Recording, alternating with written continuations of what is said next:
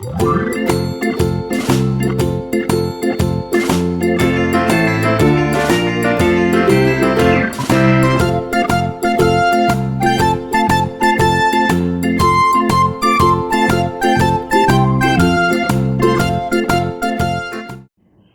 श्री भुवनेश्वरे नमः।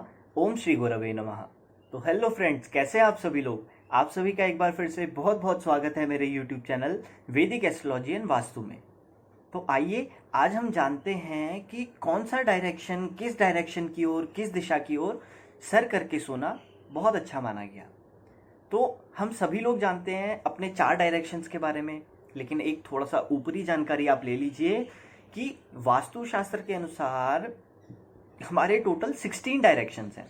अभी सभी लोग हड़बड़ा मत जाना कि 16 डायरेक्शन कौन कौन से हैं। अभी आप आगे आने वाली वीडियोस में बने रहिए, आप सभी को पूर्ण रूप से पता चल जाएगा 16 डायरेक्शंस कौन कौन से हैं। तो हमारे जो 4 डायरेक्शन आज जिनके ऊपर हम बात कर रहे हैं वो है east, west, north and south. East direction पूर्व, पश्चिम, उत्तर और साउथ का मतलब दक्षिण हो गया। ये 4 डायरेक्शंस हमारे हो गए। तो सबसे पहले जो पूर्व दिशा है इसके ऊपर हम चर्चा करते हैं। तो पूर्व दिशा से सूर्य भगवान जी उदय होते हैं। पूर्व दिशा एक ज्ञान की दिशा है।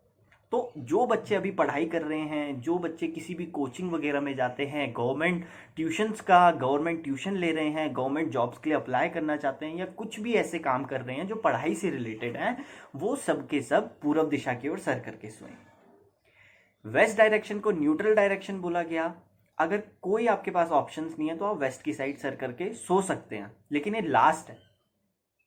तीसरा डायरेक्शन आया आपका नॉर्थ की ओर और साउथ की ओर सर करने में बहुत लोगों के बीच में भ्रांतियां हैं, अंधविश्वास फैले हुए हैं। तो आइए आज हम उनको दूर करते हैं। नॉर्थ डायरेक्शन की ओर सर करना अच्छा नहीं बोला गया। फिर चौथा डायरेक्शन हमारा बचा साउथ डायरेक्शन। तो साउथ डायरेक्शन की ओर सर करना बहुत अच्छा है, सबसे अच्छा है। अब सभी के मन में एक शंका आई होगी कि नॉर्थ डायरेक्शन की ओर सर करना क्यों अच्छा नहीं है। तो आइए हम उसका समाधान करते हैं। पहले अपने पुराणों की बात लाते हैं कि हमारे जितने भी घर में बुढ़े बुजुर्ग लोग हैं, हमारे दादी दादा हैं, नानी नाना हैं, और भी जो भी हमारी फैमिली में बड़े लोग हैं, आप उन सभी से पूछिएगा, या वो सभी एक बात बोलते आए हैं, उत्तर दिशा की ओर अगर सर करके सोएंगे तो evils will come and catch you. बच्चों को डराया जाता था पहले ऐसे पुराने समय में कि भूत प्रेत आएंगे और तुमको पकड़ के ले जाएंगे। ये बात बोली जाती थी। क्यों बोली जाती थी? क्योंकि आपके उत्तर जब आप सर करते हैं तो आपके पैर रहते हैं दक्षिण दिशा की ओर। पैरों का मतलब चलना, दक्षिण दिशा का मतलब यमराज की दिशा। इसका मतलब आप यमराज की दिशा को अग्रसित हो रहे हैं। इसका मतलब उत्तर दिशा को अगर सर करके सोओगे तो मन में भूत प्रेत के विचार आएंगे, नींद आधे पे खुल जाएगी, ऐसे टाइप की चीजें होती हैं। एक ये। दूसरा, हम और थोड़ा पुराने टाइम पे जाते हैं। तो अभी जो आप सभी लोग टीवी में देख रहे हैं महाभारत, तो महाभारत के अंतर्गत बहुत सारे श्लोक हैं। सभी श्लोकों को अलग अलग सेक्शंस में डिवाइड करके रखा गया है। जैसे कि अगर हम कोई एक बच्चे से उसका इंट्रोडक्शन मांगते हैं तो बच्चा क्या बोलता है? मैं इस स्कूल में पढ़ता हूं, मैं 7th क्लास में पढ़ता हूं, मेरे सेक्शन है सी सेक्शन। तो एक क्लास को हम 2-3 सेक्शंस में बांटते हैं और उसमें बच्चों को रखते हैं section A, section B, section C, तीनों सेक्शंस में बच्चे। तो इसी प्रकार हमारे वेदों में, शास्त्रों को, पुराणों को किसी किसी चीज के अंतर्गत रखा गया, उनको सेक्शन बोला गया। लेकिन हिंदी में जो महाभारत के अंतर्गत जो सेक्शंस हैं, उन सेक्शंस को पर्वों के नाम से जानते हैं। जैसे आदि पर्व, अनुशासन पर्व। तो अनुशासन पर्व में भी ये बात लिखी हुई है, आप सभी लोग पढ़ना जब कोई भी टाइम मिले। अनुशासन पर्व में भी ये बात लिखी हुई है, उत्तर दिशा की ओर सर करना मतलब शरीर में खून का संचार की लिमिट बढ़ जाना, बहुत ज्यादा बढ़ जाना या तो बहुत ज्यादा घट जाना। दूसरी बात लिखी है नींद पूरी ना होना। तीसरी बात लिखी है आयु क्षय होना। क्षय का मतलब आयु कम होना, घट जाना, क्योंकि रोग बढ़ेंगे तो वाकई आयु अपने आप ही कम होगी, हमको दवाइयां खानी पड़ेंगी, हमारा शरीर बहुत सारी चीजों से ऐसे गुजरेगा कि उसकी जितनी भी क्षमता है वो धीरे धीरे कम होती जाएगी। ये 2 चीजें हो गई।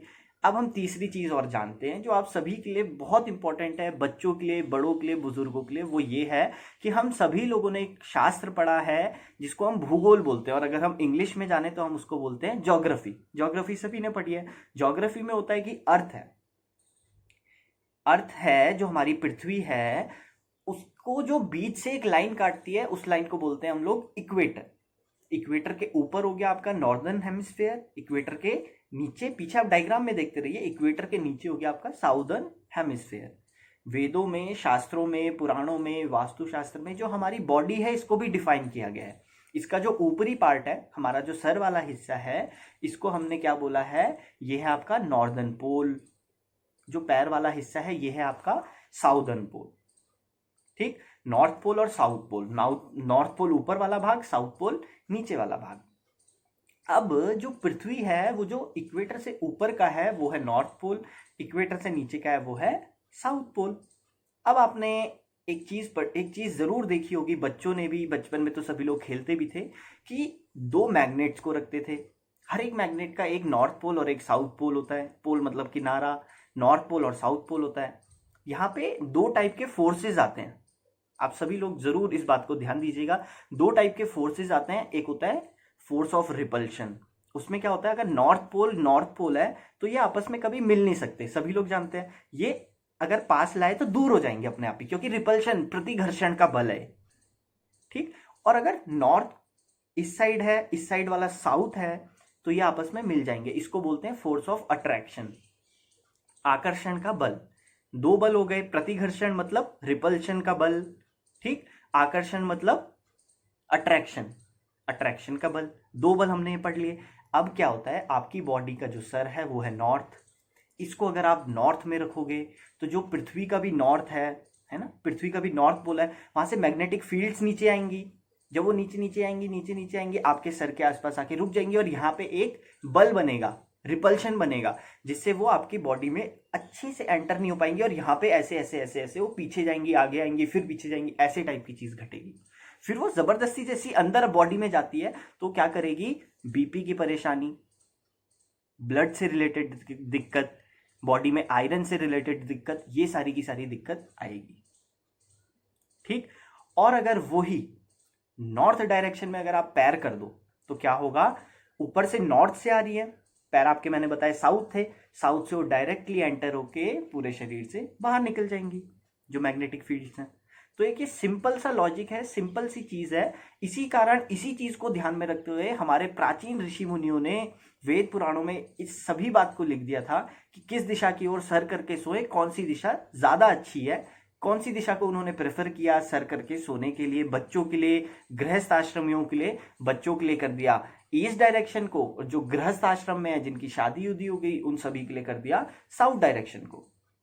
तो ये दो डायरेक्शन सबसे अच्छे हैं जिनकी ओर आप अपना सर करके सो सकते हैं।